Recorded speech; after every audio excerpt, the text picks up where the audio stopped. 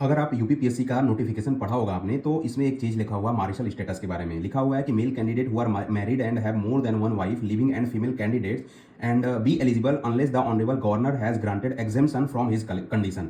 तो इसका मतलब ये है कि अगर कोई आदमी कैंडिडेट है और उसकी एक से ज्यादा वाइफ है और दोनों जिंदा हैं तो वो एलिजिबल नहीं होगा इस एग्जाम के लिए। ठीक है। दूसरे केस में फीमेल कैंडिडेट के बारे में बताया गया है कि अगर कोई लड़की है कैंडिडेट है और उसने ऐसे आदमी से शादी की है जिसके पास पहले से ही वाइफ है ना, तो वो भी एलिजिबल नहीं होगा। लेकिन एक्सेप्शन भी दिया गया है कि ऑनरेबल गवर्नर ने अगर स्पेशल परमिशन दिया है तो एग्जेम्प्ट हो सकता है। इस रूल को देखते हुए काफी लोग मजाक भी उड़ा रहे हैं, लेकिन इसके पीछे की कुछ कहानी आपको सोचनी चाहिए कि ये आखिर गवर्नमेंट क्यों करती है। देखिए, गवर्नमेंट ये इसलिए करती है ताकि पोलीगैमी, है ना, पोलीगैमी मतलब एक से ज्यादा शादी एक साथ को डिस्करेज किया जा सके। पहला इंपॉर्टेंट पॉइंट। दूसरा कि गवर्नमेंट जॉब में कैंडिडेट का कैरेक्टर, इंटीग्रिटी और सोशल वैल्यूज मतलब इंपॉर्टेंट माने जाते हैं, राइट। और तीसरा है कि ये रूल जो है मेनली डिसिप्लिन और फेयरनेस के मेंटेनेंस के लिए होता है। क्लियर है। और कुछ भी अदर रीजन हो सकते हैं, जैसे जैसे लीगल और कल्चरल यूनिफॉर्मिटी मेंटेन करना। इंडिया में अलग अलग रिलीजन के अलग अलग मैरिज लॉज होते हैं, ठीक है, लेकिन गवर्नमेंट सर्विस एक सेक्युलर और न्यूट्रल प्लेटफॉर्म है, तो अगर पोलीगैमी अलाउ कर दिया जाए तो यूनिफॉर्मिटी ब्रेक हो जाएगी। दूसरा, फैमिली डिस्प्यूट और